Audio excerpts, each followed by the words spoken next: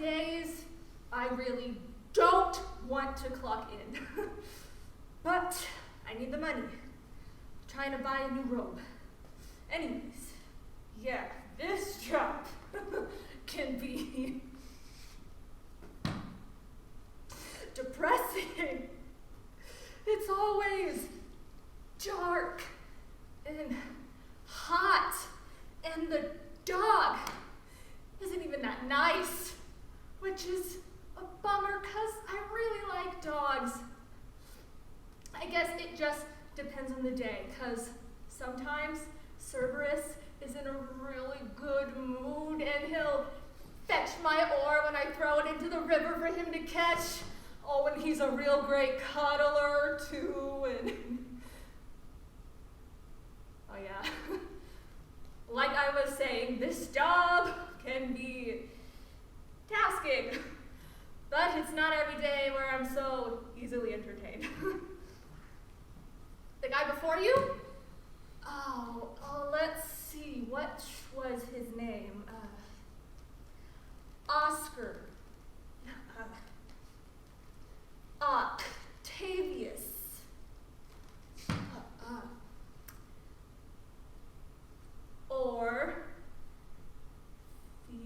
Orpheus. Yeah, Orpheus.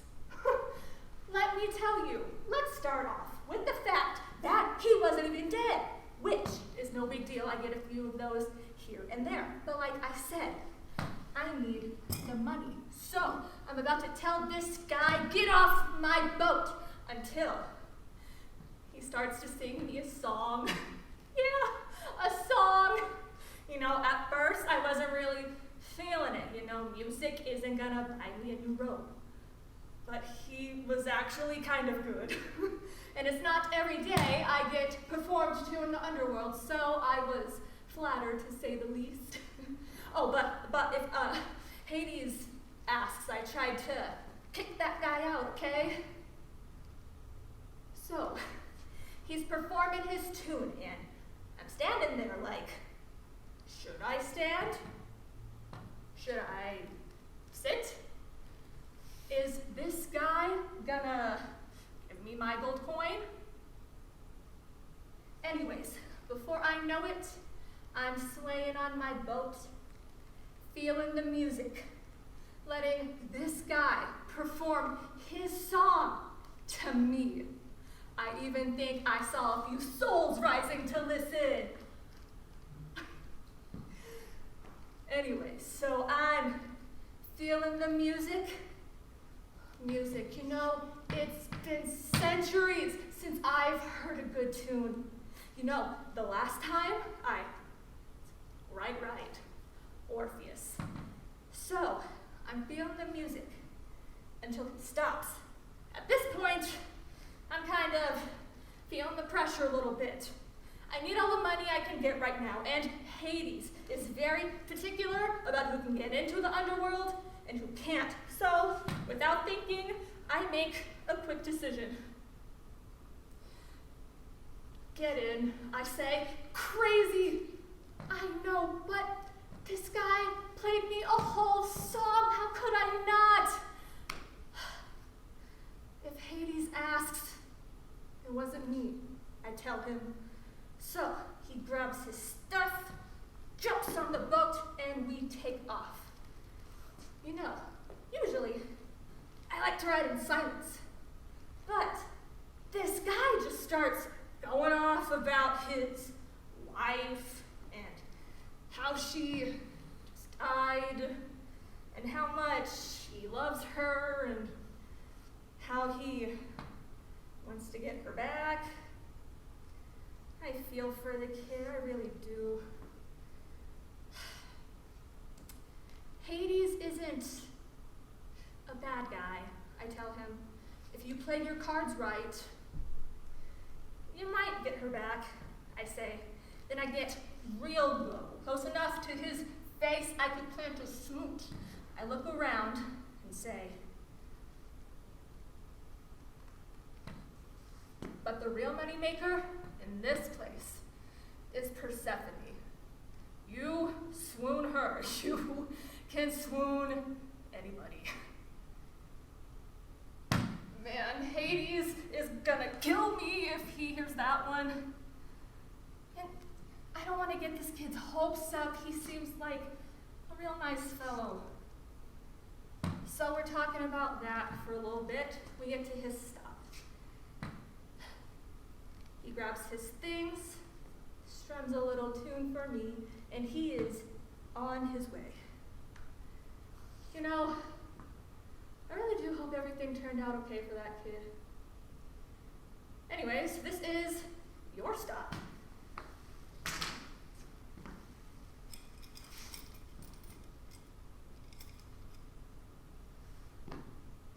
It was nice talking to you.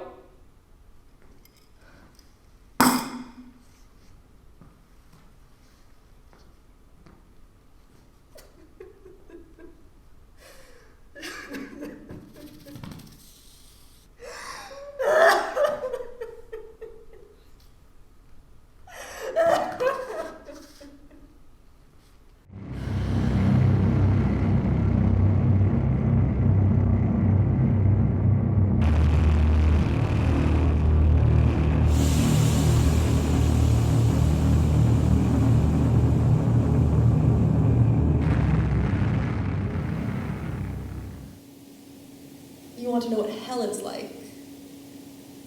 Gusty and sad, unfair and eternal. Stay for a moment. Listen, I'll tell you everything. I don't even know why I married him. My hot-headed husband with his crooked nose. My mother liked his steady job. My father his hunting club membership. My husband narrowed his eyes as I tried to liven up our gatherings. My red silk dress cut low. But why shouldn't I have watched to see who was watching? The day I met his brother. Home at last. Leaning against the kitchen counter with a glass of apple juice. All I could see was his straight Roman nose. Later, it was the muscled arms, clear voice, the eyes that rippled like the dark surface of a pool. When he dropped by and found me reading alone on the living room sofa, I showed him the book, Thomas Mallory.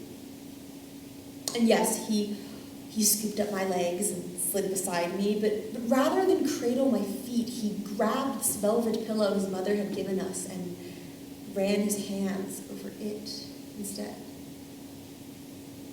Outside, the Labrador was barking in the first thunders of a summer storm. Pretending I couldn't concentrate, I nudged the book into his hands. He started with Lancelot, stumbled over Guinevere, and kissed me. Never have I felt so tremulous. Husband's boots crunching up the drive. I glimpsed him through the window pane, caressing the hatchet's wooden handle like a lover. Crunching up the drive. I glimpsed him through the window pane, caressing the hatchet's wooden handle like a lover. What if the wind had been calm and the trees at peace, instead of raising their limbs about the house, as if summoning this storm that will never, ever end?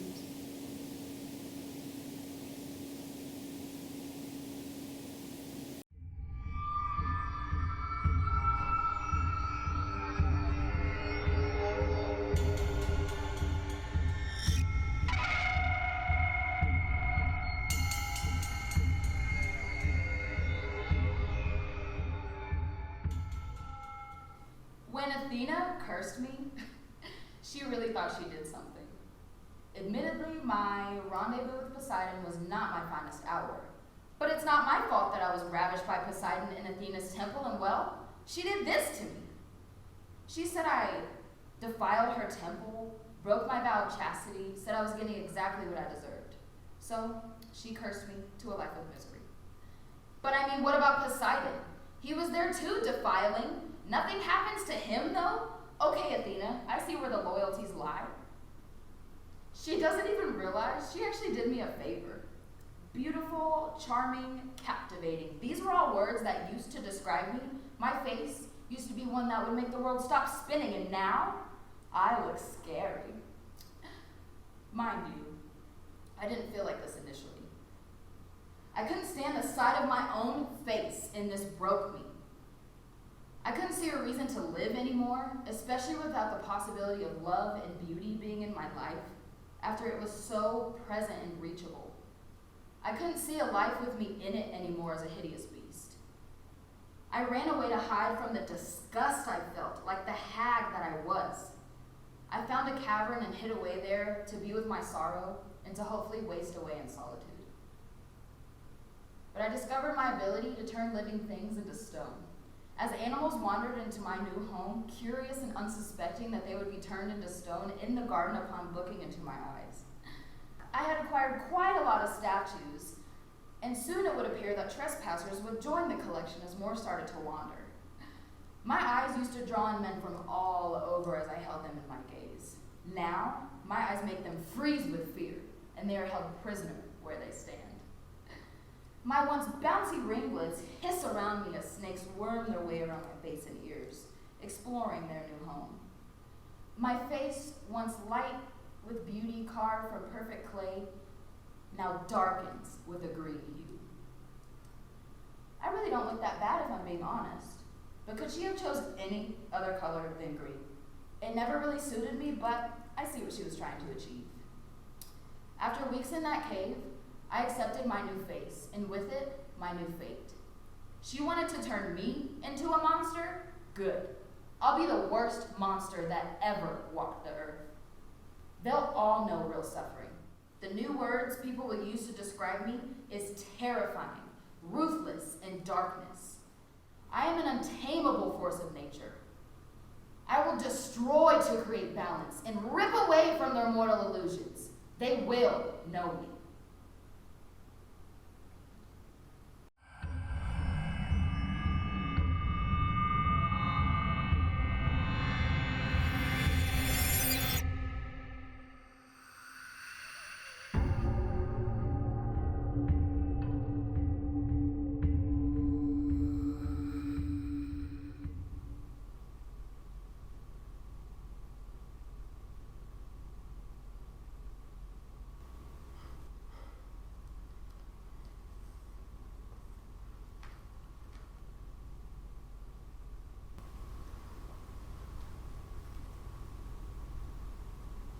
Since I can't bury you, I think it's only right that I eulogize you. It's a shame I can't even do it out loud. From the beginning then, my love? Okay. I made the journey to the island of Sarpedon many, many years ago. I'd heard of this horrific monster. I'm sorry, named Medusa. You were cursed for seducing Poseidon in Athena's temple. You were dangerous. Men were embarking on journeys to slay you and never returning. Never particularly strong or brave, I took this as a chance to prove myself. Greatness was a concept to rise to, not for personal fulfillment, but for respect from others. I never had that.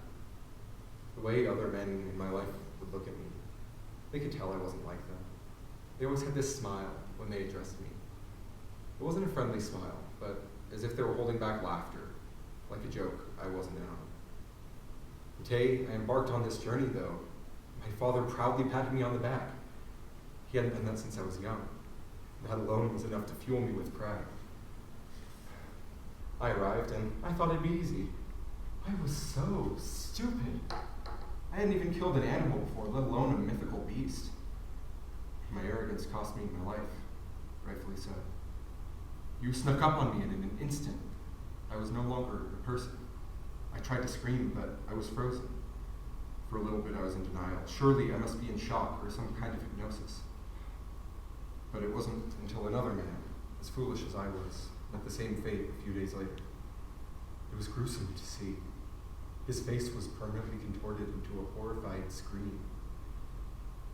I wondered what I looked like. My line of sight fell upon the cavern where you spent most of your days. The fact that I wasn't able to look away from you when you walked past instilled a rage in me. You horrible, ugly bitch! Hideous monster! Whore! I'd silently spit these insults at you, hoping that somehow you could hear my thoughts. I'd fantasize about some brave warrior making his way into the cave and slaughtering this beast in front of me. Over time, your collection of men grew bigger and bigger, many of whom you handled out of my sight. Distant fighting, a scream, and sudden silence signaled another man's defeat. I wondered about all of them, scattered across Sarpedon. I wondered what they thought. Passed the time thinking about it. In my early days here, still seething with rage, I heard distant, enchanting music. I felt hope for the first time since my transformation. A goddess was coming to save me. As the beautiful melodies got louder and louder, I could see her approaching. It was just you, singing for yourself. The way your voice echoed throughout the dark cavern felt like a religious experience. I'm sure every bird on this island was seething with envy. My first instinct was to feel disappointment or anger, but I couldn't help but enjoy it. I unconsciously started to look forward to your little songs. They soon became the highlight of my stagnant existence. That day, I realized that my hatred for you was merely out of habit. I reflected on the life I had at home, the life you took me away from. When I really thought about it, this rage in me spanned back to even before I'd met you. I hated the world. It expected so much of me. That's why I came to kill you in the first place, to prove myself. Murdering a lonely woman on an island. How would that make me any more of a man? I hated myself for never living up to what people wanted. I always felt like I wasn't built right, like the gods were a few parts short when I stumbled into the world. And honestly, I really hated women. I came to kill you because I thought, how hard could it be to hurt a woman? It was something I wanted to do my whole life. Women's emotions made no sense. They were scornful, irrational creatures in my mind. I have this faint memory from my old life. A girl my age, some kind of family friend who I tried to pursue. She was attractive enough, and my parents encouraged it. My father encouraging me with a pat on the back. When I approached the girl to discuss courtship, though, I stumbled over my words. I couldn't look her in the eyes. She seemed uneasy at my presence. When I went to touch her hand, she shifted away and meekly declined my offer. Facing my parents afterwards was an embarrassment I thought I'd die from. My father just looked at me, confused.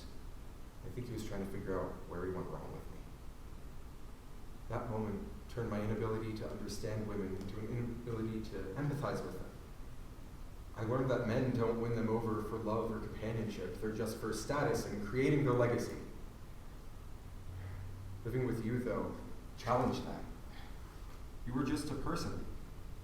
And I know this sounds like a conclusion a child could come to, that women are just people, but the men in my life mystified women like they were some kind of animal that you had to trick into trusting you, like courtship was the greatest scheme that a man could pull. Back then, I thought the girls were too stupid to see that I was an option. I never understood women. Talking to them didn't work. They were too superficial for that. You made me realize I was wrong. Everyone was.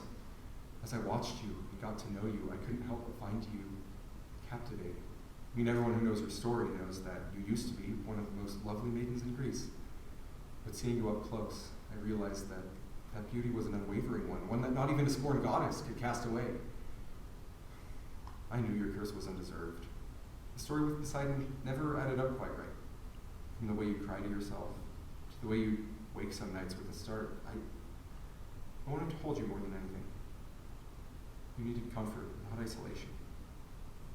Sometimes I'd hear you mumbling to yourself. For a while, I thought you just made up people to talk to, something to keep you company on your endless nights alone. But I listened closer, and I realized that you had named every one of the snakes on your head. You pet them and coo when they get unruly. Watching it gave me a flurry in my chest, right where my heart once sat. Your gentle nature is stunning. Despite the dreary circumstances, it seemed like you had fun on your own little island. You'd occupy yourself with silly little tasks, like most days you collected flowers or fastened baskets from leaves. Sometimes you'd find a stick and make drawings in the sand. I once watched you catch a butterfly and hold it in front of your face. The bug was immediately petrified, and you admired its frozen wings. If I could laugh, I would have. It was a little morbid, but a fun little trick. You had quite a sense of humor. Watching you go about your daily life made me wish I could move. I wanted to walk the shore with you, to hunt flowers with you, to embrace you on the colder, darker nights. But I couldn't, of course. I was still happy to spend this time with you. Seeing you happy kept me content. As time went on, I learned more and more things to love about you. I didn't want to hate you at all anymore. Hatred was just all I had known. When I learned that love and adoration was a better way to spend my time than seething with rage for centuries, I let myself fall for you wholeheartedly. I figured I'd be with you forever anyways.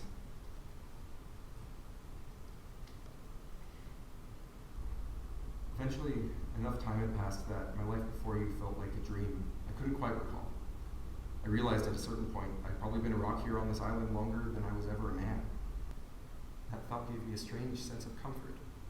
I've known you longer than anyone in my life.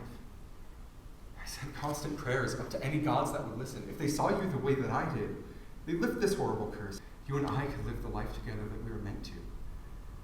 I'd take care of you. I'd share every poem I'd written in my head for you. I'd recite the long, long list of things that I've memorized about you and fallen in love with. Well, first, I'd obviously apologize for trying to kill you. You'd probably never let me live it down. I would make up for it tenfold. I would give you a better life than anyone ever could. You would have everything you've ever wanted. I just know you'd love me too if we had the chance to really meet. We actually have a lot in common, Misunderstood, alone, hated. It was this fantasy of actually meeting you that pulled me through year after year. I imagined it with such detail I could almost feel your skin against mine.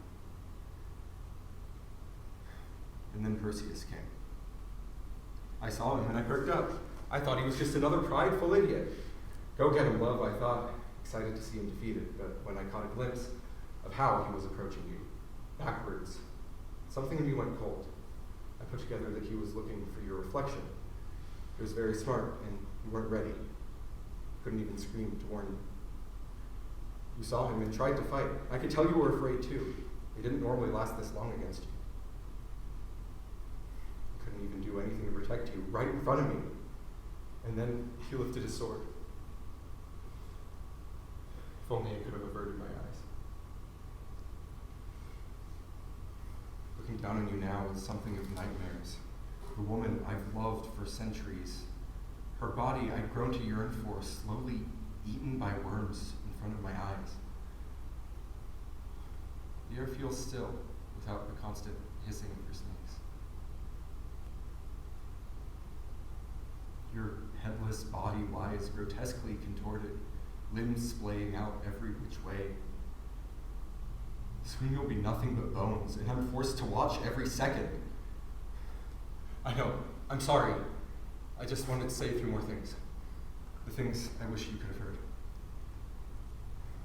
You were so beautiful and incredibly clever. Even if no one else understood you, I did. may have taken me away from the life I knew, but I'm better now because of it.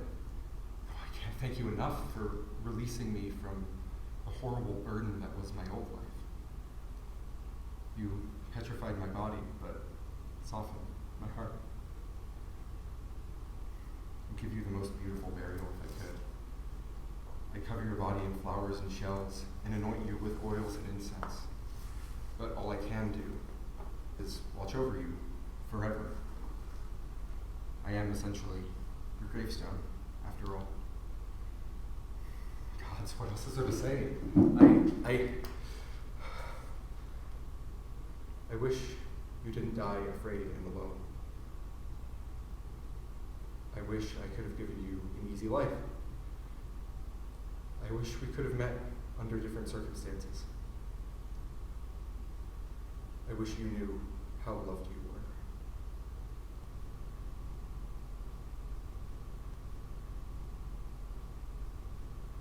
Most of all, I wish I got to hold you.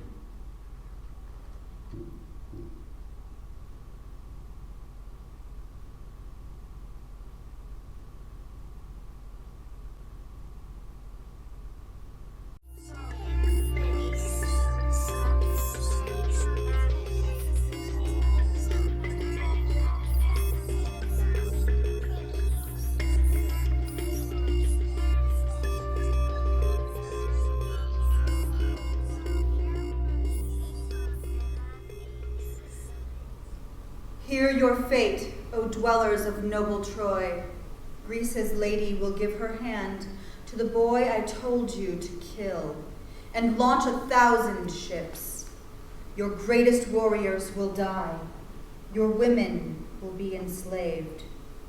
But the world's greatest civilization will rise from your ashes. That's pretty good, right? Sometimes when Apollo doesn't feel like talking, you do have to put on a bit of a show. Of course, they say nowadays that none of it was ever real. That the Oracle of Delphi never had any real visions from Apollo. That I was just high. I mean, it's also being said that the inhabitants of Salem were drinking LSD water, and to me that just sounds like an excuse for what they did. Murdering women all of a sudden makes sense. They were on drugs.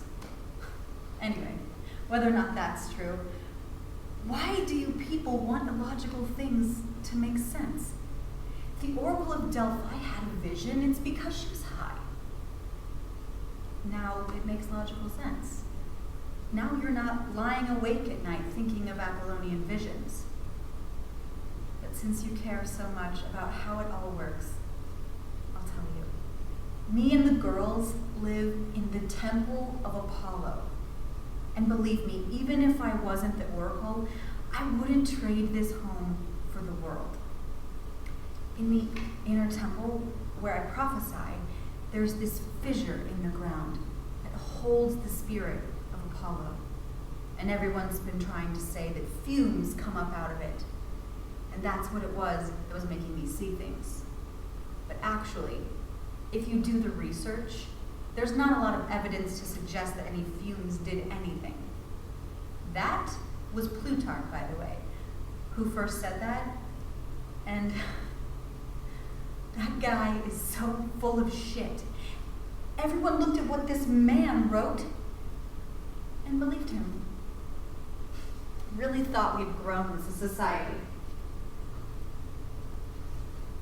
And anyways, I think it's pretty insensitive of you all to assume that Apollo wasn't real. I don't go around saying that Jesus was just a guy or that there's no such place as nirvana. We are supposed to be really enlightened and tolerant. But I've never seen a scholarly article positing that I may have actually been getting visions from Apollo, even though I was.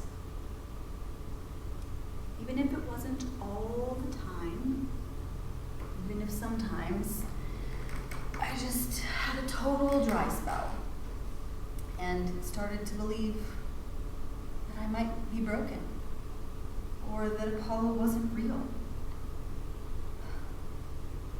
lying there next to Aurelia, trying not to cry. And she'd take my face in her hands and promise me again and again and again that I wasn't making it all up, and Apollo wasn't mad at me. And remember that time that I predicted the Trojan War? And it didn't matter because she loved me. Shit. Here I am, the Oracle of fucking Delphi, sitting here trying to tell you that it was all real. And instead I start going on about my imposter syndrome, as if you care. Like this is a therapy session or something. And it doesn't matter. Then again, maybe it does. Because I'm breaking down in front of you, and you're still going to go home and Google, was the Oracle of Delphi stoned? And it's not going to matter to you that all of this is kind of ruining somebody's life, a real person's life. I mean, it's just kind of hard. When I used to be one of the most respected women in all of Greece, and now I'm just high. Well, if that's what helps you sleep at night, I hope it works. I hope you're not lying awake at night thinking about it. But it doesn't matter what I hope. I'm the Oracle of Delphi, and I know you will be. Because you're afraid. Afraid to admit that I might just be real.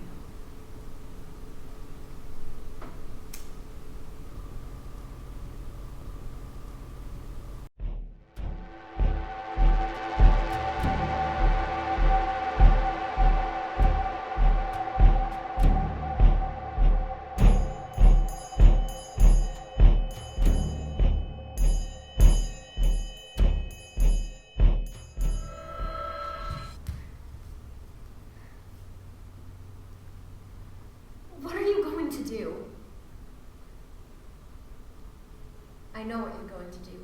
Seen it before. You can't destroy me. It's been done. You think this fruit is fresh for your plucking? I loved Apollo. He promised me music and love and that I'd be his forever.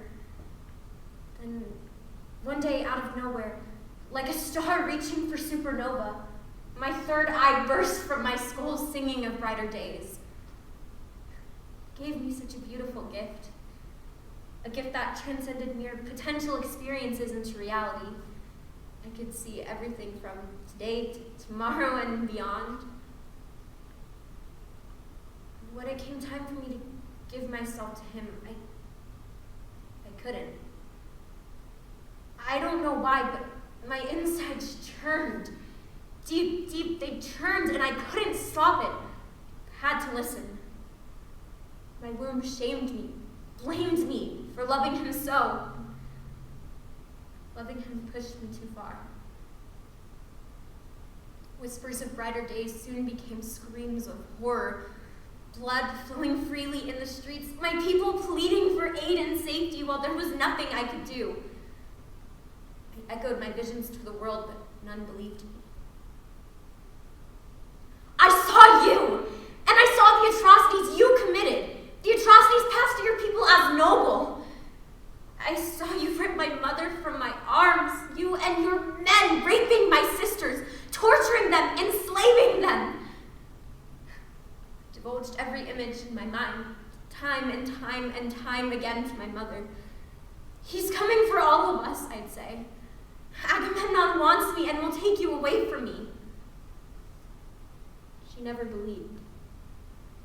She was blinded by denial, blinded along with everyone else. I screamed the truth until I was hoarse, but none heard. I gave everything to warn them of what was to come. They have nothing left.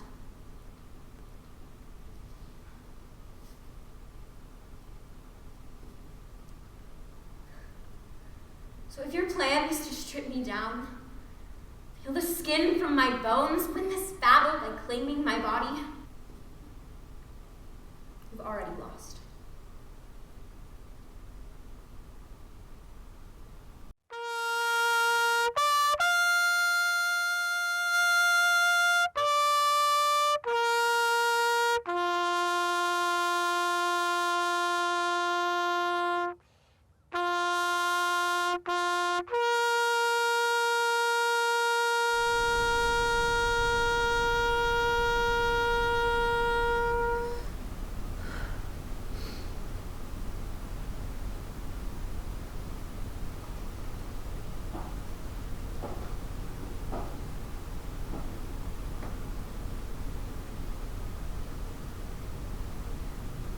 Today, we gather to honor my husband Hector.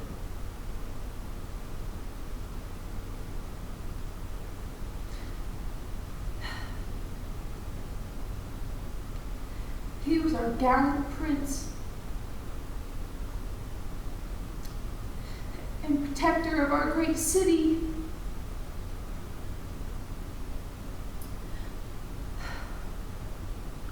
And the legend of Hector will live on,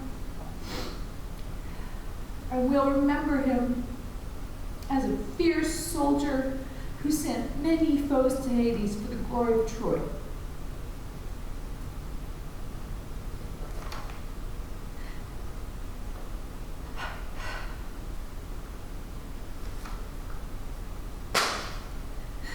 And he was more than that to me. He was my husband. He was father to my son.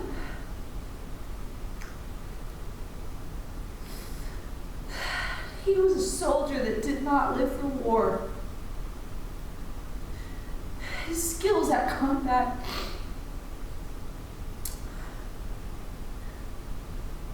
were as much a curse to him as it was a gift. And he was wise enough to acknowledge that war is a plague to us all. His hands, they were of grit and callous from sword and shield, but what he loved the whole most was his son. Oh, those hands once held me in loving embrace. And those hands, they defended the city to the very end. And they're gone now. I'll never know their touch again. And Troy has not just lost a soldier, you not just lost a prince. You lost the leader of your future, you lost the heart of your army.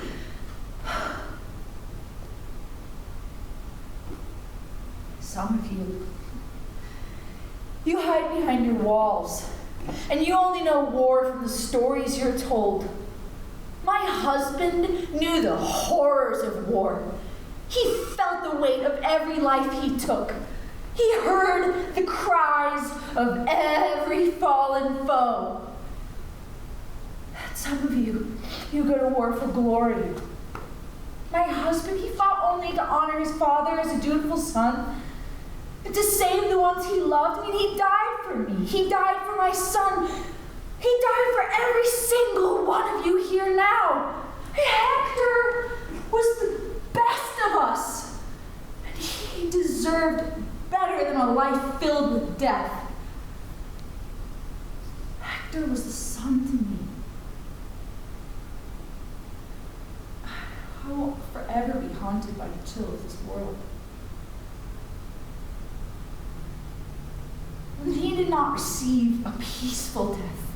No, he was ripped from this world. His body was dragged and desecrated by Achilles, and all for his brother's mistakes, which he advised against. And in a battle that we could have ended days before if we just listened to him and let the Greeks retreat home across the sea. But the council, they listened to the signs of the gods, and we press our advantage upon them. I mean, if we had listened to the wisest among us, my husband would be here and my son would know his father as a man and not a memory.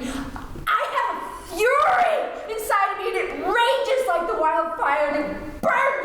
we come too close. So if anybody here has a right to ask for blood, for vengeance, it's me. But instead, I am standing here and I seek to sway you from any deeds that would lead us to more war and more suffering. How many more brave men of Troy must we lose? How much more blood need stain our shores?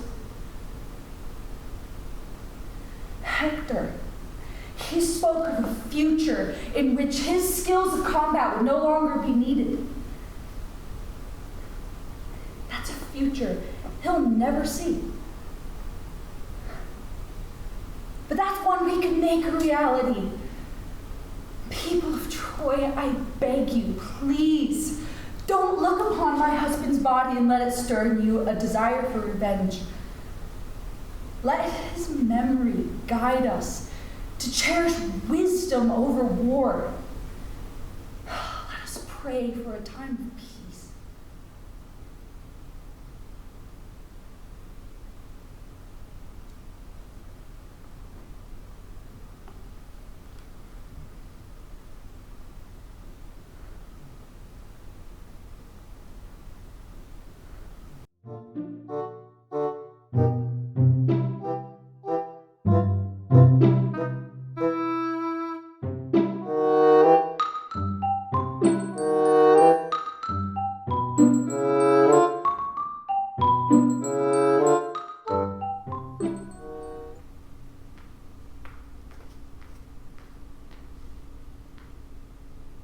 Is there anyone around?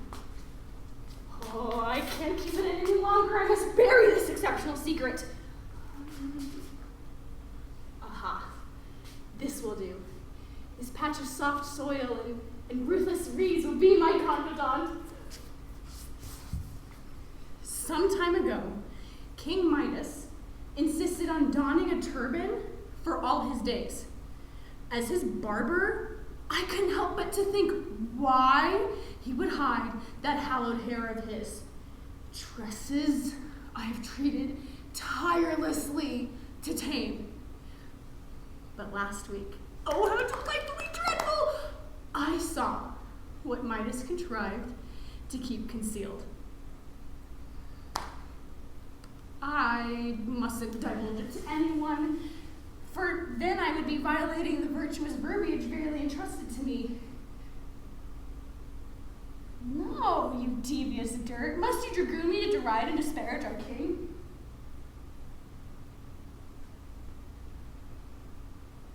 Very well. I impart unto you the most sanctimonious secret I have heard.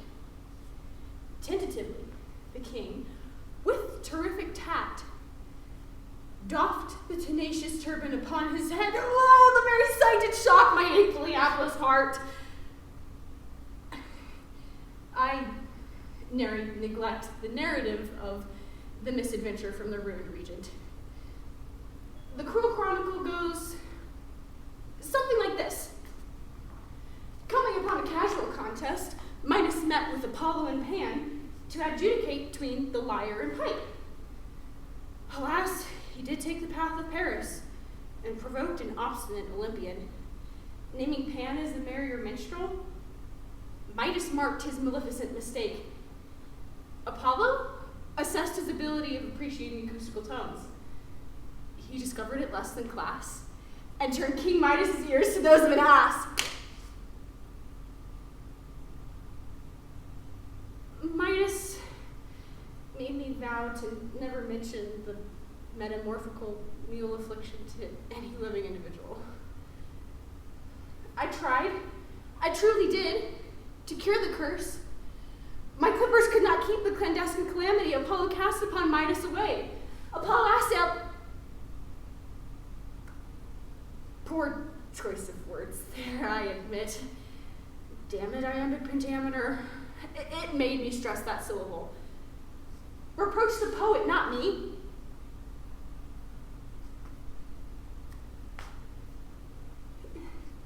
Where was I?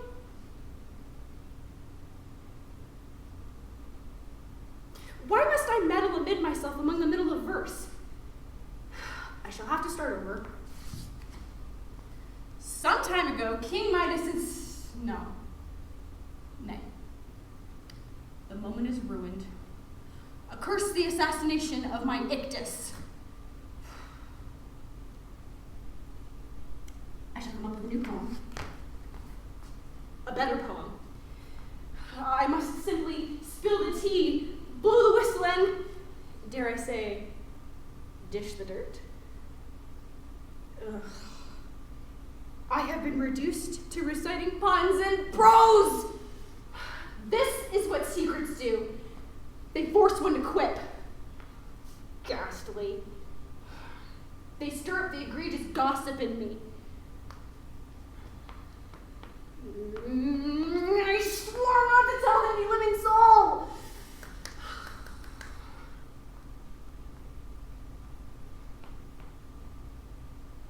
Soil is soulless and empty from the essence of life.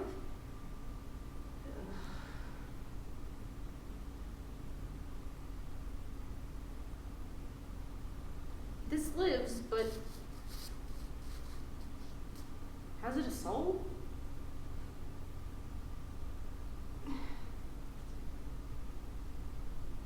Well,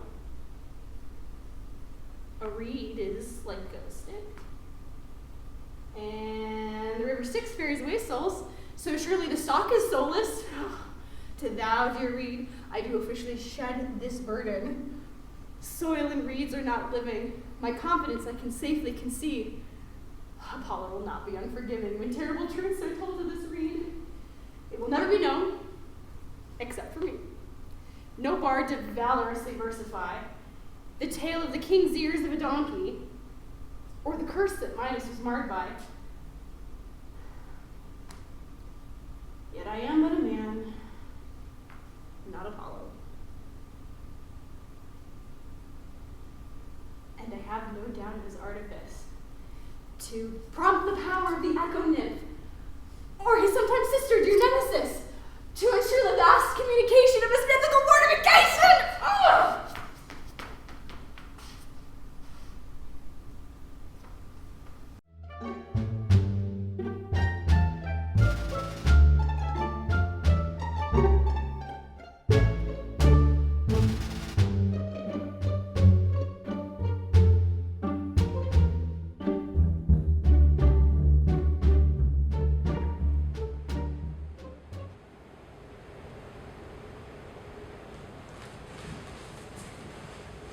Hi, my name's Retep. Some of you may know me. I'm the shadow of that kid, Peter Pan.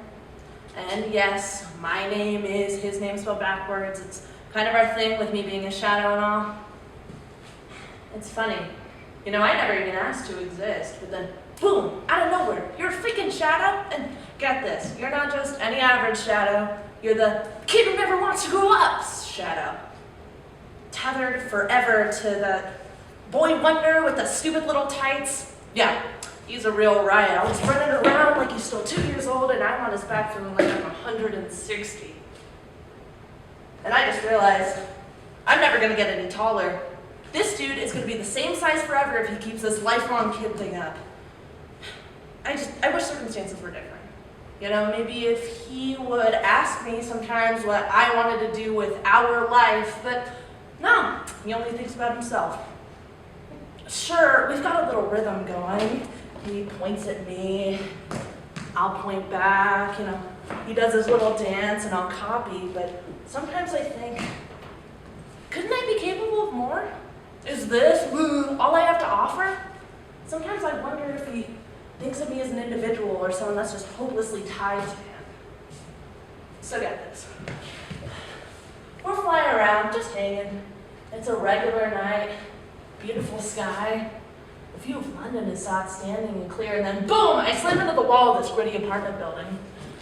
I, for one, would much rather sit on a bench and people watch tonight, but Pan the man thinks we need to go into this person's home.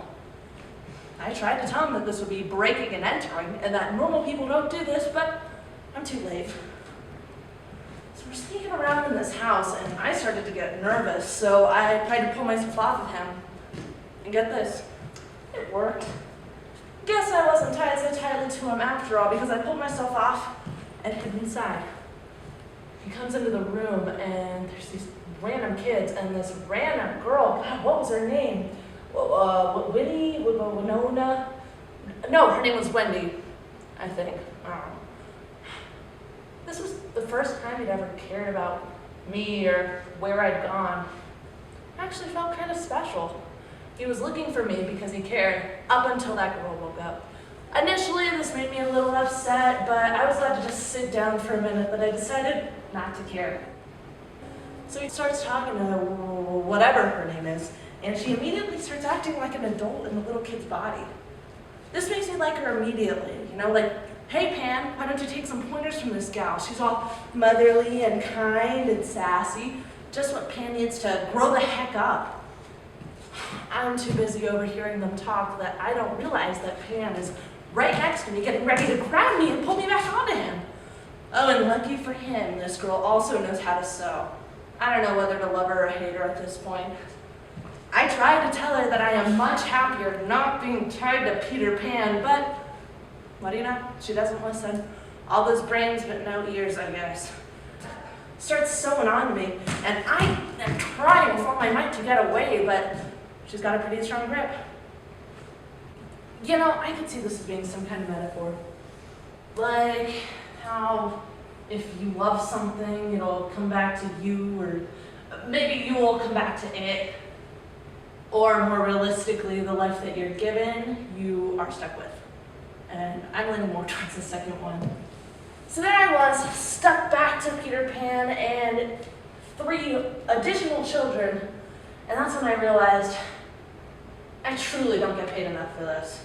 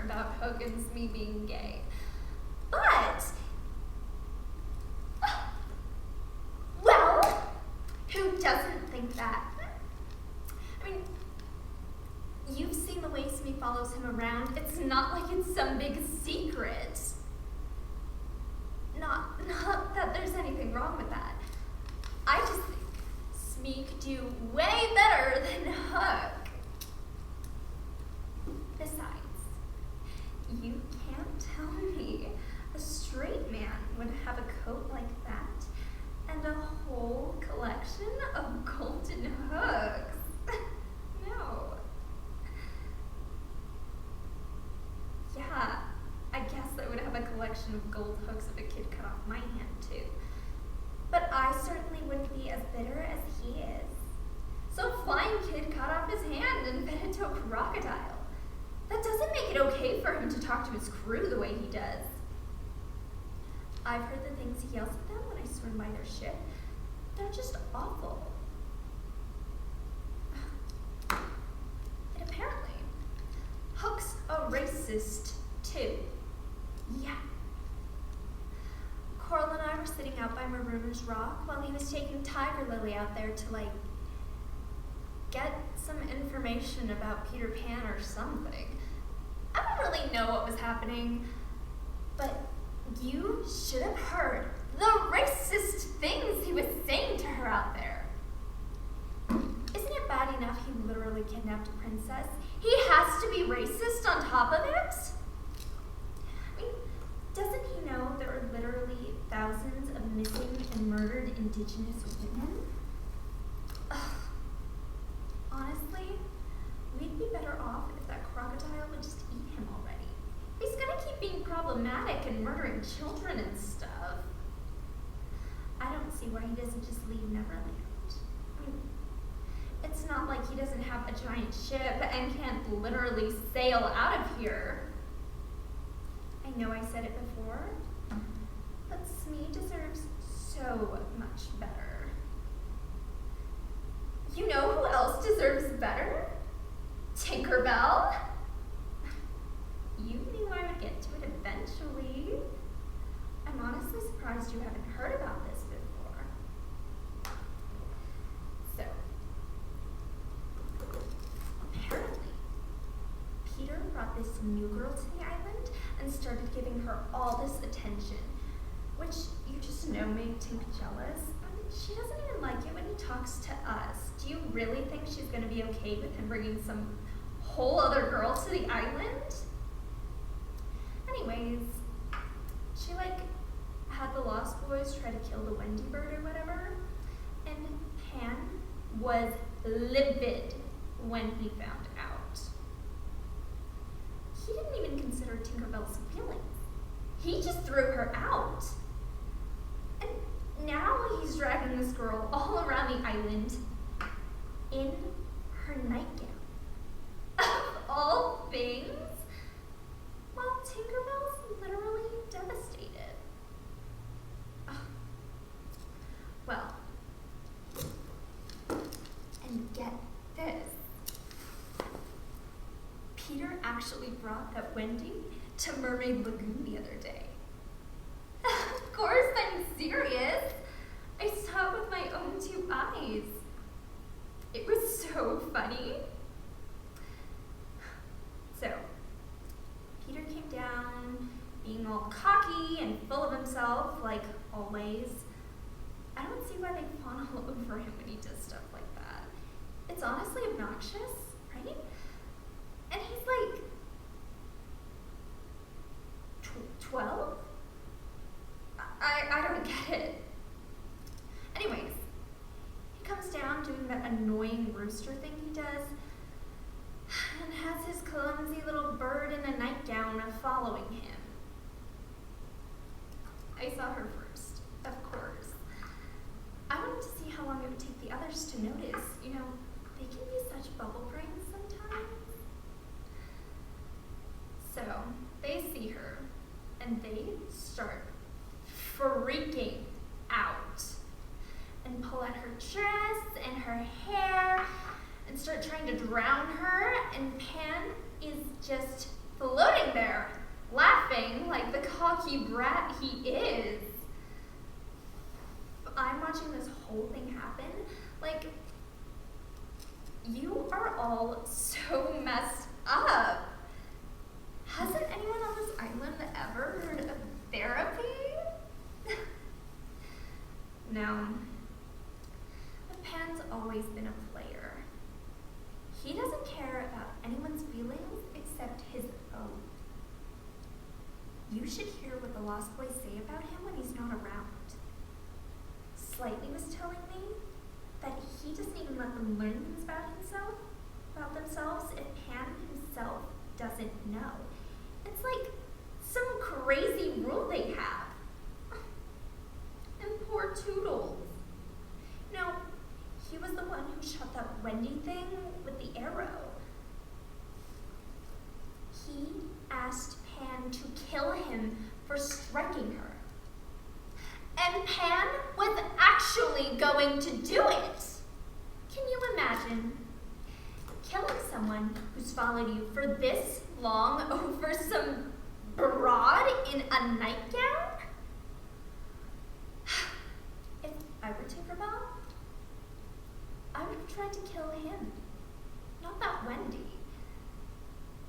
have saved everyone a lot of stress, but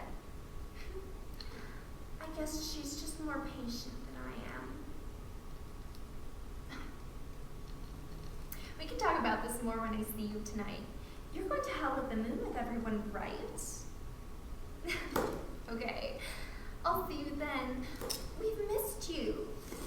Luring men to their deaths just isn't the same when you're gone. I better get going, though. I need to wash this kelp mask off and do my makeup. Okay, I'll see you later. Bye! Never a dull day in Neverland, I guess.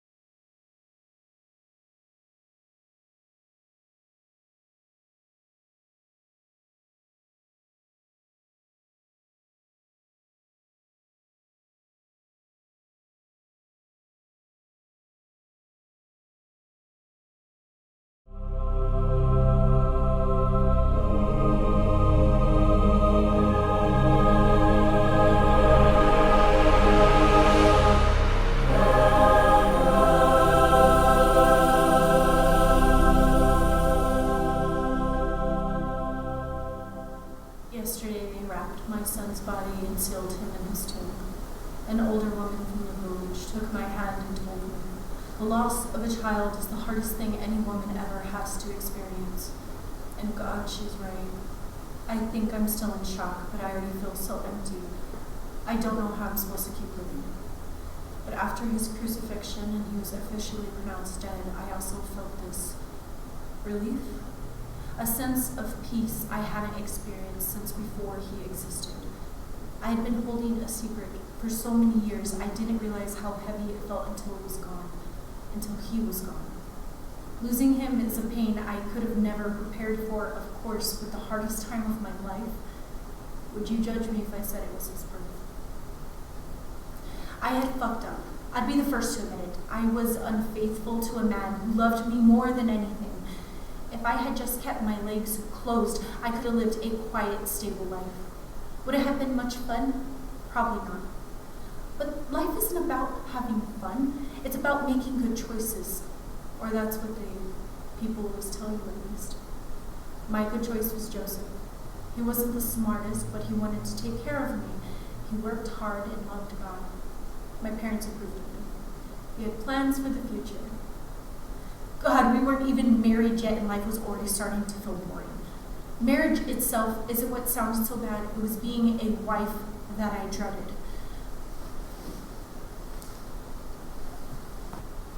When boys are young, they have so many options. A holy man, a carpenter, a soldier. I learned from a young age that the best thing you can become is a wife, then a mother.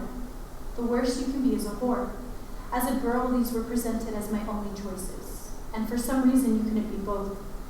Ironically, both of these roles required you to sleep with a man.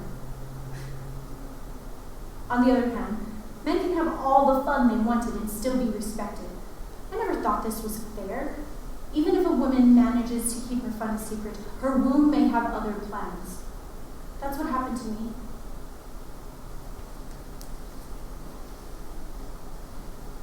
It's no excuse.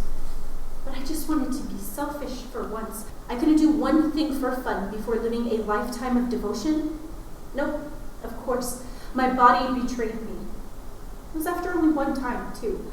One exciting night is apparently bad enough to warrant 9 months of torture, hours of labor, and a lifetime of secret keeping. I know I shouldn't say this. I already sound like a really bad person. But honestly, the sex was almost worth it. I had never experienced anything like that, and I haven't since. This man, I never even got his name. I passed him all the time on my way to the market. He sold the most beautiful jewelry I had ever seen. I'd stop at his stand and admire his work. I could never afford any of his wares. I just wanted him to notice me. He was, fuck it, I'll say it, unbelievably sexy. Something about him was so dark and alluring. I had never been looked at that way in my life. I kept my lust for this man a secret fantasy. Every time I saw him, I had to convince myself that the man I had at home was good enough. However, when Joseph officially asked for my hand in marriage, I panicked. I'd known it was coming. We had discussed it many times, but shit, hearing the actual question was totally different. I was so young. I hadn't experienced anything, not passion, not fulfillment, not love. Well, I guess I loved Joseph, but being together forever, my one and only, I know it's terrible to say, but ew. Anyways, the next day I went to the market and asked the jewelry man if we could meet that night. He simply smiled and nodded. We both knew what we wanted. It was easy. So that night I met him, and god damn, I'll spare you the details. But after that I understood why men talked about sex so much. Nobody told me that it could feel so good. I also found out that men aren't as tough or as powerful as they like to make us think. I learned that I can make a man beg if I wanted to. I could give him something he could never give himself. Felt pretty awesome. In the days after our encounter, my brain would replay moments with him that made my body shiver.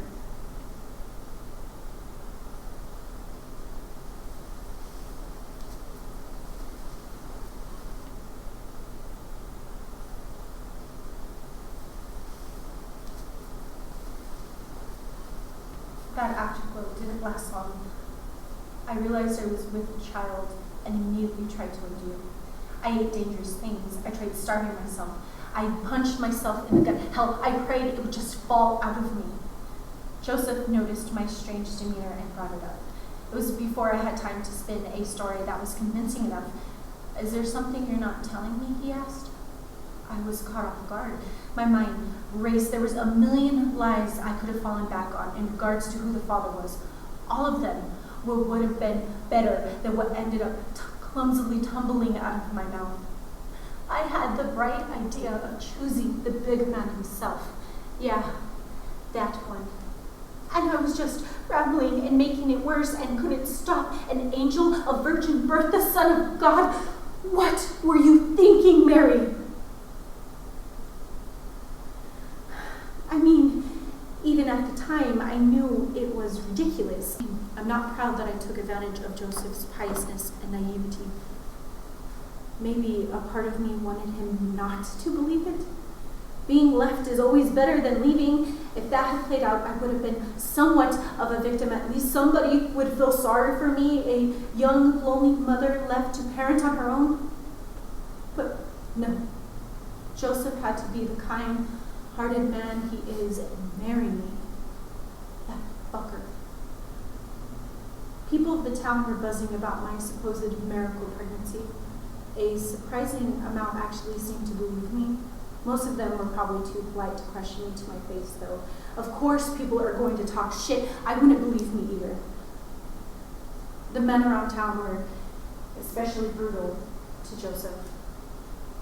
How embarrassing to be sticking around for a child that was not your own. How emasculating. He was good at playing it off, but I know their words secretly got to him. Deep down, it made him feel like less of a man.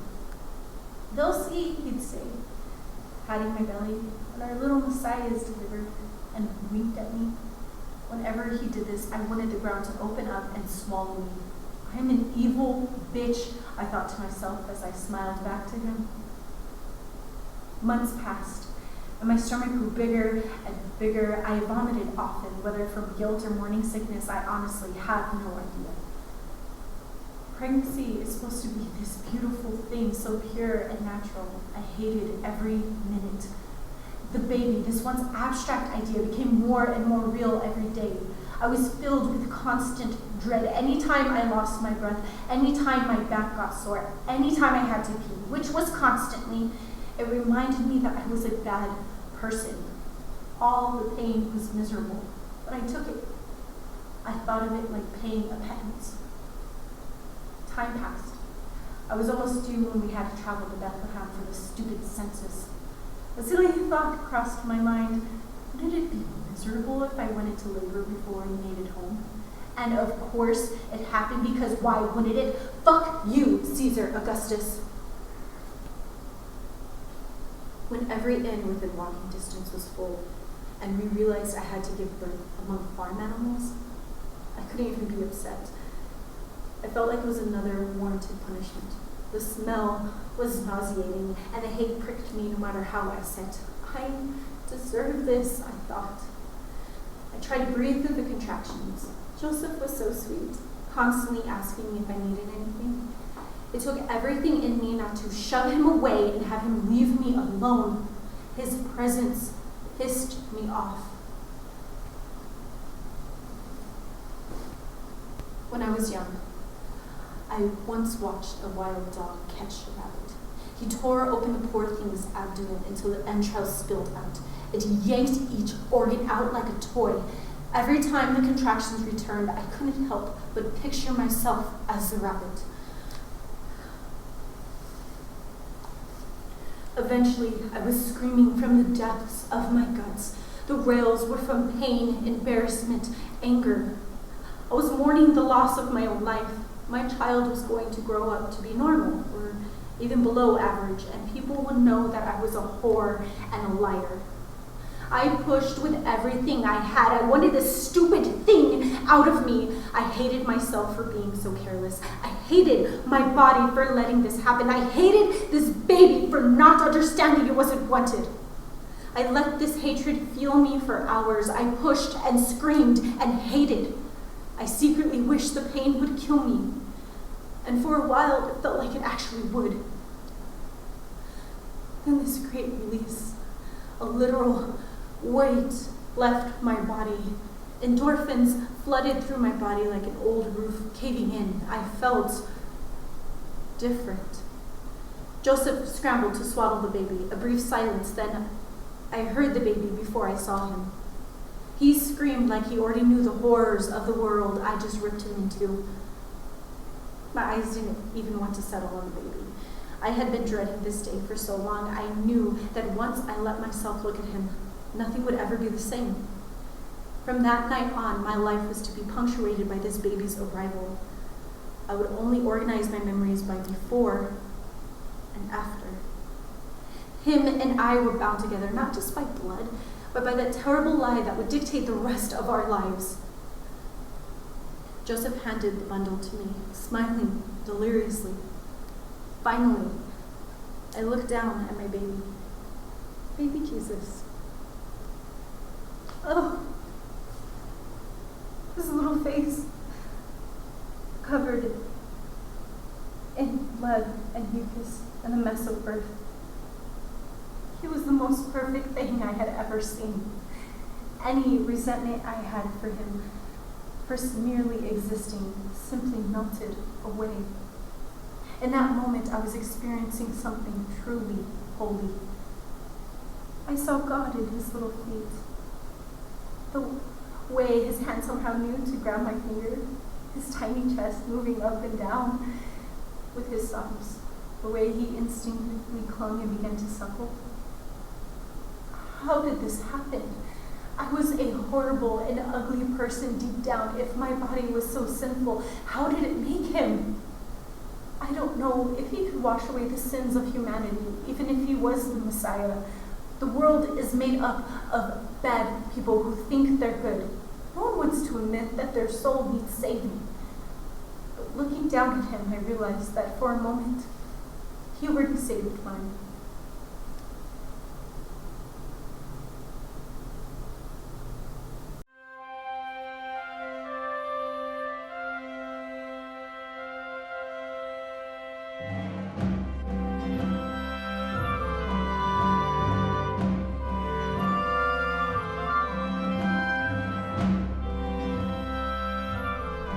Like that, the king and queen are reunited. Rejoice, feast, be merry in the presence of the ones you love. But what of those who do nothing but watch such two-faced festivities? Or rather, what is there for me to enjoy? My hard work, my trickery, my spells all undone? The mortal's wedding? The reunion of my king and his one true adversary? I see no cause for merrymaking. The jester, the king's tool, only sees causes for mourning. 'Twould be considered inappropriate for an imp such as myself. In my own time of need, I cannot bring a smile to my own face. Perhaps this is just. Too long have I curled my lips in favor of pleasing those around me. Once shall I allow a darkened leer to come to these bright eyes. Such a novice mistake, thinking this time would be any different. Truly, I have been misled to believe I am anything more than a stain to my kingdom, to my king. No pixie low as I could ever recase Titania permanently, no matter what mine heart or his lips may murmur. She and I, we are the same. We too have been cast aside. We too have had our hearts, our pride torn asunder. But then, as a speck of want shoots through in the dark, we follow our plight like a moth to the flame. And yet, in the end, I have been forsaken, while Titania, no matter which end of the sword she ends up on, she has arms to run to, be they the Oberons or the mortals or her courts. Damn him. Damn the flame of his lapping arms, and damn the moth who welcomes his own immolation. He knows there will only be pain, as there have been countless times before. So moth is left to realize that it's all he ever wants for me. So I may punish those he sees fit, and then warm his feet at night. For all my love potions, my illusions, my wit, I've yet to hold the key to my own desires. Perhaps it's not that simple. Could it be I do hold the key? I simply do not dare peer through the lock? Could it be I can open this door, as I have before, with lies and deceit, but I wish to do it as Titania has, with love, free of flowers. Oh, I never could. When will the pixie learn? He will never learn. I will never learn, because every time I fall for the feel of his skin and the sound of his pulse, I fall victim to his own flavor of trickery. It's like a bitter wine, but twice as intoxicating. And every time I'm pushed away, I hear my heart whisper, What of the touch we shared when she was off with the ass? And what of charming accolades at dusk, joking stories, nights spent entangled in each other's bed? If all I have been was a toy, then why such splendor? Why such tenderness? Why profess your love for someone you only plan to hurt, cast aside? Did I misunderstand, or did I deceive myself into believing something he never breathed? I'm to be Oberon's slave, his hail fellow well met, living in a false stupor, a placeholder for the beast that remains his wed? Has he forgotten when he confessed his beguilement so sweetly?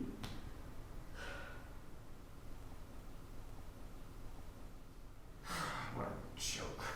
What a cruel sentence. The one who has caused so much harm, the one who takes pleasure in the misfortune he causes to everyone except his heart's desire, is forced to watch his misfortune falls upon himself? Oberon sought me out. He seduced me. He melted me down with heat to make me pliable as he pleased.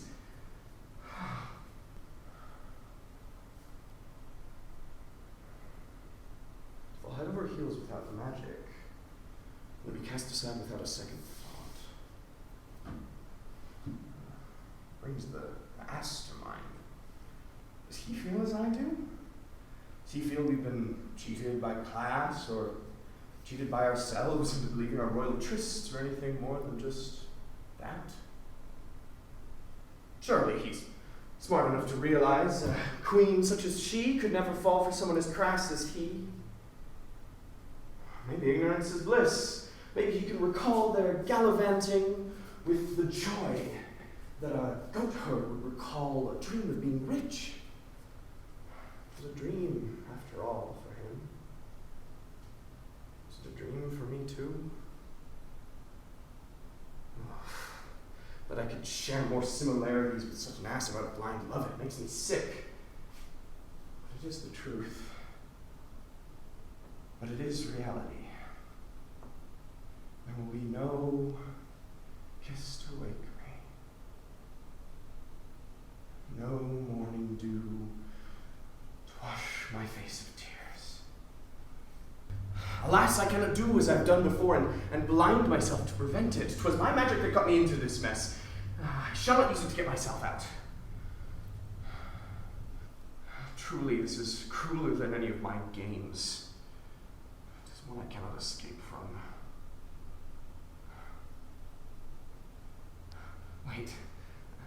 Wait, my game? When was this ever my game? 'Twasn't I who bore ill towards the mortals, nor I who sought to create an ass of my own will.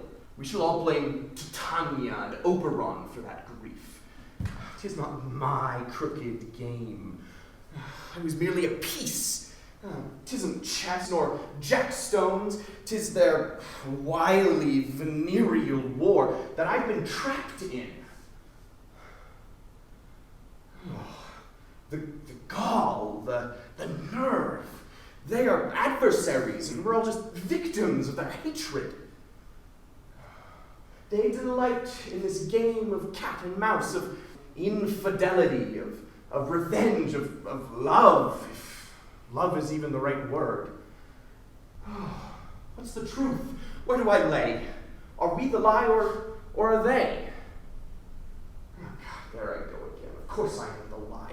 I seek the truth, and yet my very business is lies. To that end, I'm no better than Oberon. We live our life by games. We delight in the chaos we cause, disregard the carnage, the consequences. We do not care. The crook in my game, though, the one that makes Oberon the victor and I the victim, it is that I forgot about the game. Truly, I did. I forgot about the game, and he did no such thing. Instead, he continues to play by the rules that all our little ploys exist in a vacuum, while I let my mind run away with my heart. In a way, in that light, we're a perfect match. That's just more of my own fantasy. His reality is that he is Oberon, king of the fairies, and he is married to Titania, the Duchess of the Forest. They rule with an iron fist and claw, and I am his jester that bends for his enjoyment. Now they've drunk rosy wine to forget it all happened. They've put aside their fury to delight in the fantasy that they could ever be happy together. And with that, my fantasy that I could ever be happy with him is shattered.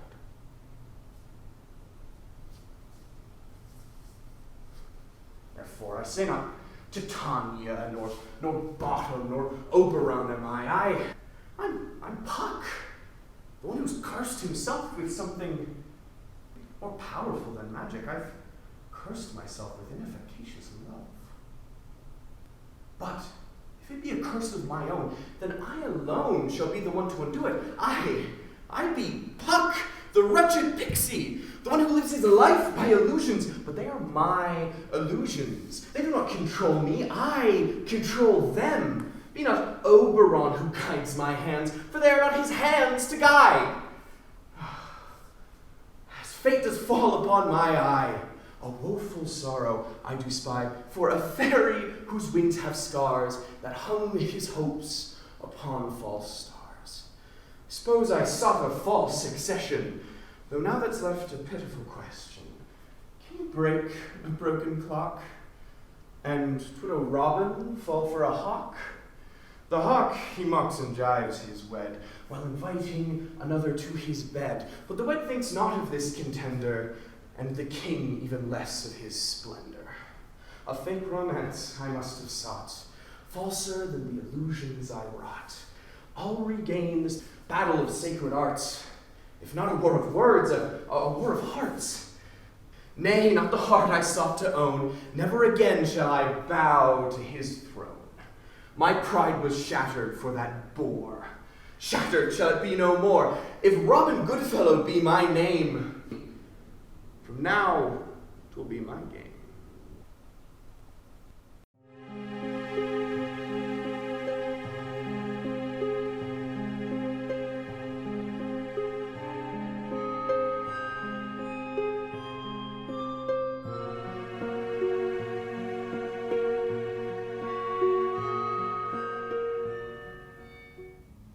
Folly, thy name is man. Though women's strength may lie in patience, endurance, and understanding, men's strength lies in deceit, hatred, and cruelty, and folly. And who suffers at these so-called strengths of man? Those that perpetuate these offenses, or those who endure them? I tried for so long to keep my back straight under the force of these adverse strengths, but to what end? To grief? To despair? To supposed madness? I had so many thoughts inside of my head, and none of them my own, and I wish they'd just stay quiet for once. So I dunked my head to wash my tears and stop my ears for just a moment. It's so peaceful underwater and quiet. And my back was stooped from enduring men's folly. So I let my exhaustion and my grief, like the weighty strands of my hair, drag me down. What is the difference between rivers to drown in? This one is at least cool and clear instead of boiling and oppressive. But I will be the same in death as I was in life, floating, yet still drowning. Pulled this way and that with the current, changed only by the outward forces of nature that are altogether stronger than I will ever be. And I will endure, as I always have and always will.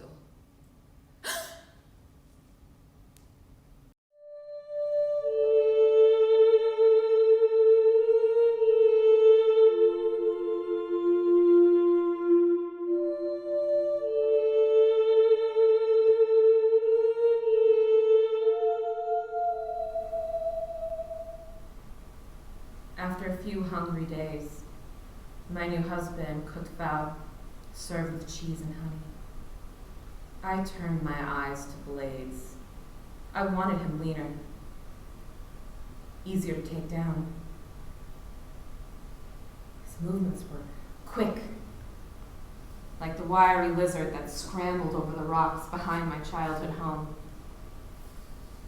I mourned the glades where the fireflies burned in the evening light. I'd never before left our hills, where beacons shone in the night, where we watched the men in their elegant cloaks and wondered which our families would choose for us to wed. Still, we were eager to see Rome, bursting with newness.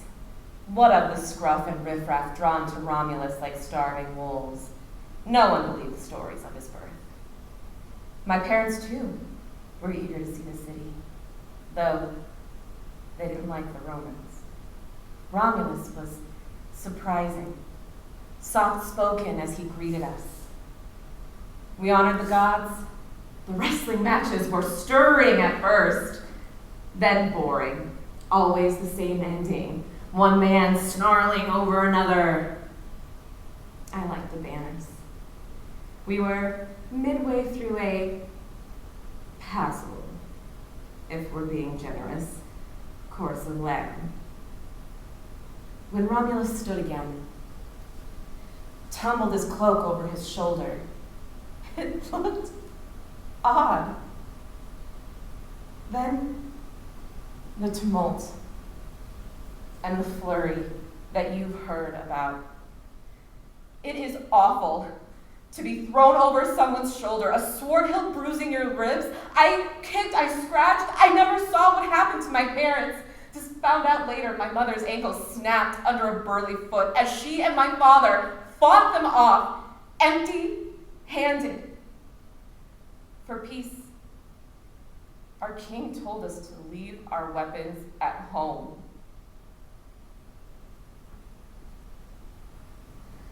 Finally, the huffing men dropped us.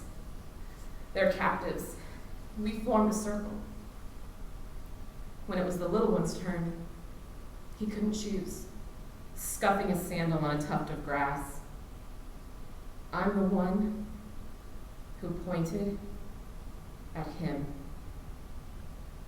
just to get it over with. Few of the Romans sniggered at our tears, at how the dirt clung to our wet faces. Romulus shook his head at the taunting. The men fell silent and bowed to us. He'd killed his own twin brother for less. Beside me sat Valentina, who would clamber with the beautiful Sabine boy named Klaus. Small, white butterflies love. She shuddered gigantic sobs. Priscilla might have had it the worst. The only one of us who was already married. Had Romulus known? Wanted her that much? She said nothing. Only turned her head from the 7 hills of Rome to the hills of her home. Her spine rigid as stone.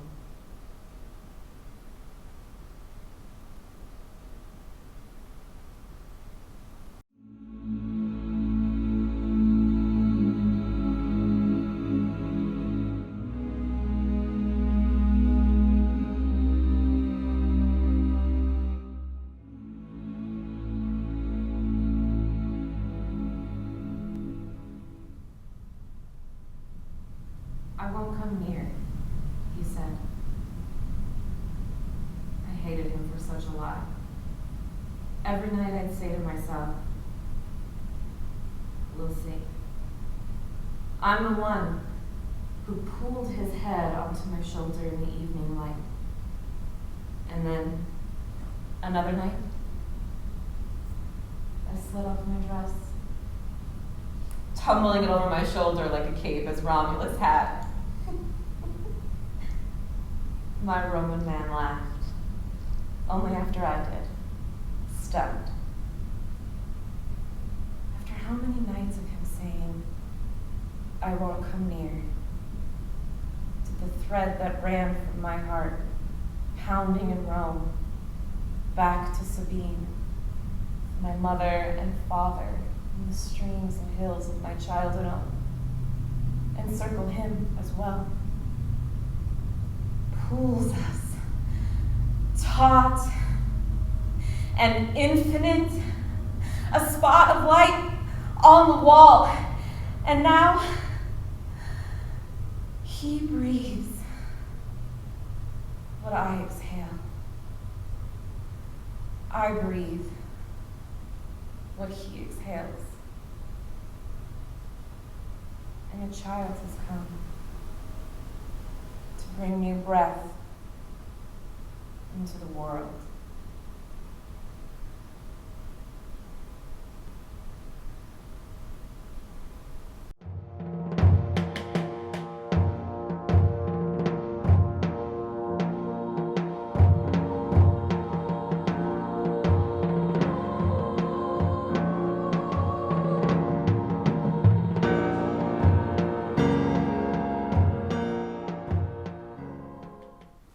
Among ourselves the news. They were marching to Rome to rescue us. Our brothers, our uncles, our lovers, and our fathers. Our hearts split in two and kept beating. How can we build our world upon a crime? If you tear down the world each time wrong is done, nothing will ever be built. And if you are silent, what is built will not stand. The night we were taken, we wondered why the sky was empty of moon, bright with stars, as if Luna herself had turned away. Our water comes to us from the hills of our birth, the streams joining the Tiber River, growing wider and faster until it reaches us in Rome. Every day the waters of Sabina saves us. We said enough! Men abducted us. We have married and borne children to these men. And now our families, our countrymen, are coming to spear them. We must stop what we can stop. At the drawn edges of battle, the banners, the spears, we appeared and shocked the gathered armies. We refuse to choose sides. How can this be any victory? Either ourselves or our children, left with dead fathers. It was one of us, Hercilia, the daughter of the Sabine king. Now, the kidnapped wife of the Roman king. Who ended the fighting by placing her children in the very center of the field of battle. We are the ones who chose the slow, healing heartbreak of peace. We saved Rome. Our children spread from legend into history.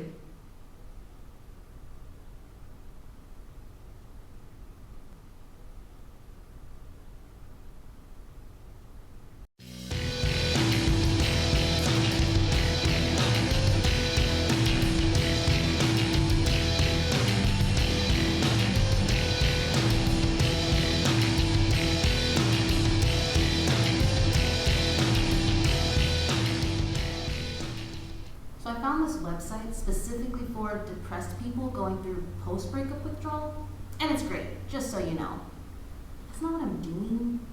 I'm on this God's ordained website called Get Stupid with Cupid, and it has great reviews, so I'm setting up my profile now. Username, Medea. My ex-husband, Jason, used to be like, "Hey, Medea, my dear." Idiot. Ooh, create my profile.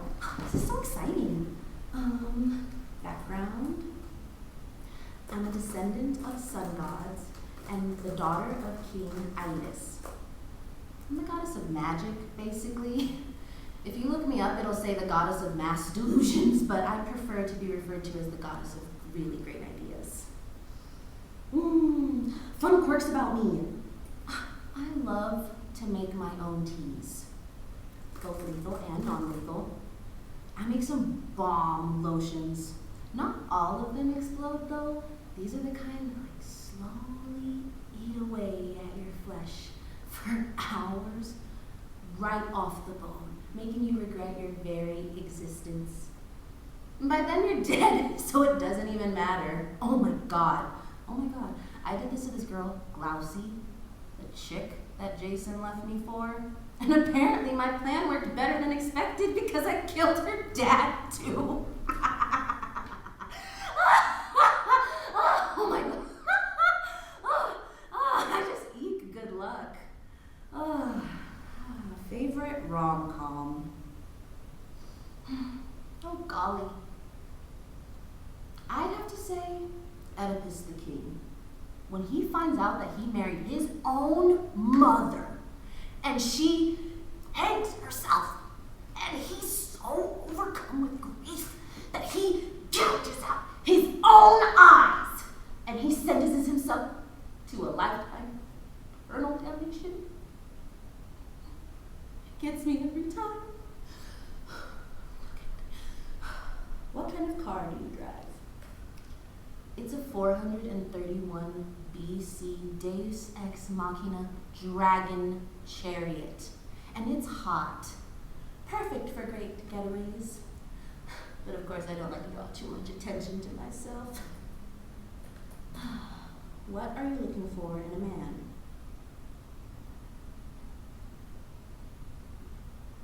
What am I looking for?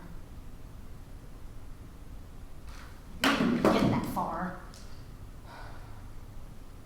Well, I definitely want a leader. Or at least someone who can pose as a leader, but is easily susceptible to my charm so I can help guide him in the right direction. But other than that, I don't know if this other thing is like too much to ask for. I know I set my expectations pretty high, but I don't want to be treated like crap. Oh, when I found out that Jason cheated on me, oh, I didn't like it. Oh, I got that feeling that makes you feel like better than everyone and then more worthless than dirt. And I hate that.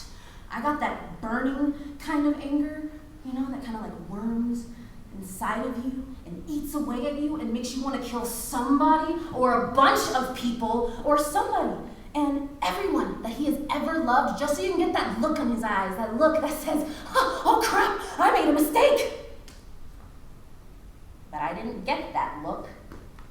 And I thought I'd see it when he realized his kids were dead. Well, my kids, technically. You know, if everything could be technical, relationships would be so easy. Then I guess they really wouldn't be called relationships. They'd be called something more like techno-ships. I really love that. What were we talking about? What are you looking for in a man? You know, they actually asked me. They were like, "Are you and Daddy gonna get a divorce?" And I was like, "We are 100% going to get a divorce, but don't worry because Mommy is going to make Daddy's life a living hell from now on." And they were like, "Was it something that we did?" And no, it wasn't that. Of course not. It wasn't their fault, and I told them that before just before.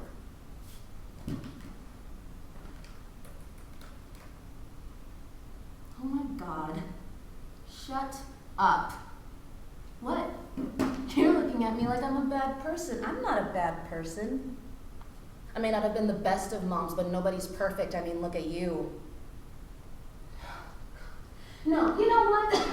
I saved my kids from a childhood of having to explain to them why Daddy can't come to a parent-teacher conference, or who's going to get Daddy on the weekends, or having to explain to them why we will literally never have a normal family Thanksgiving, because no, Aunt Iris, for the 15th time, I'm not going to talk about what happened between Jason and I, and over my dead body, are we going to have a custody battle over our kids?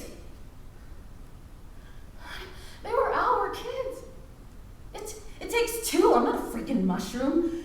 And don't sit there and act like you're the only one suffering. Because of you, now we both are miserable creatures now.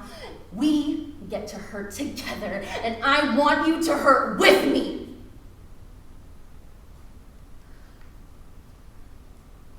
Well, fair enough, right? Or whatever fair is. You know, that's something else that I did for my children. Now they will never have to learn how disgustingly unfair everything is. And I was a faithful wife. Jason and I did everything. I did everything for him. I fought with him. I even completed that stupid golden fleece mission. Where's my moral reward, Zeus?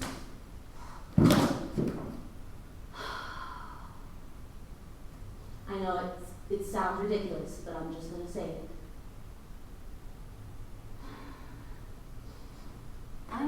I loved him, I think. You know, it's that fiery kind of love that makes someone of my status do something that they will never do. For example, pretend you're important, use your imagination. You're possessed by that kind of love. That kind of love that'll make you lower yourself enough to bring him coffee to his bed in the morning, or write him those stupid love letters, or clean his armor, even though we literally have servants who can do that for him. Have you ever loved like that? That disgusting, senseless love? That logicless, unexplainable, unconditional, reckless, stupid love! I guess I learned my lesson, huh? I will be treated like a queen. Because foot washing is for slaves, and so is loving. Just tell me, humor me. Is it too much to want to be loved back?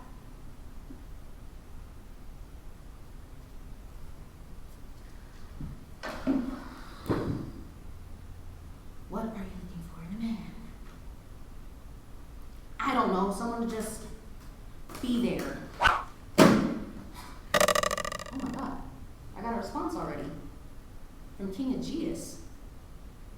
Hey girl, looking at your profile now, LOL. Looking for a bride to give me an heir to the throne down. Oh, Oh my god, oh my god.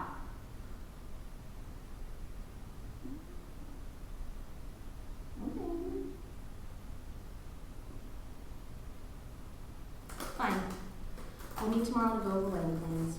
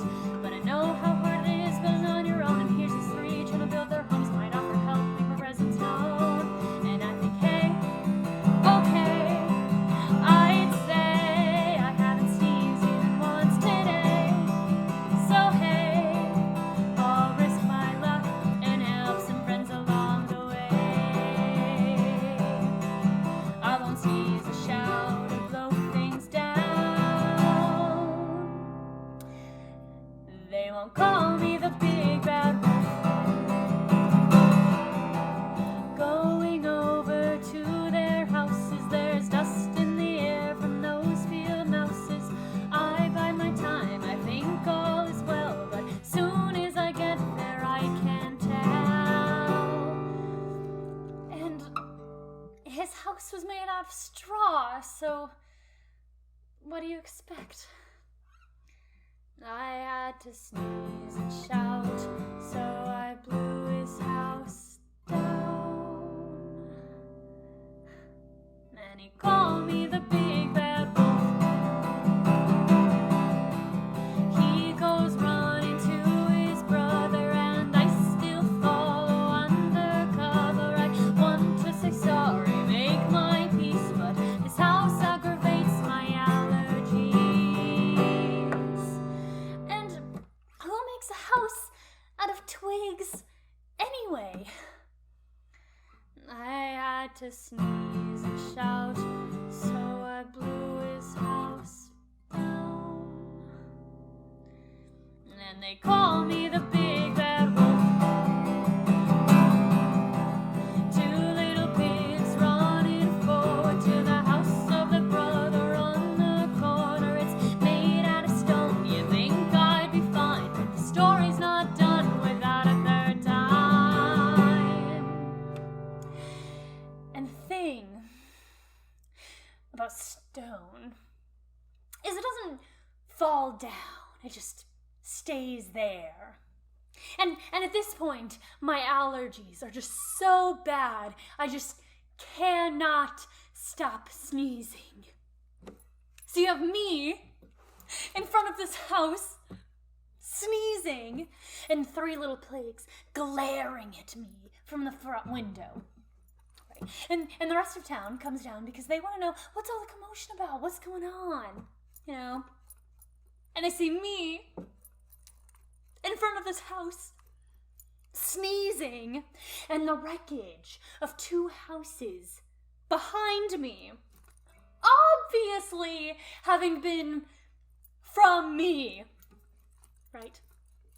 Right?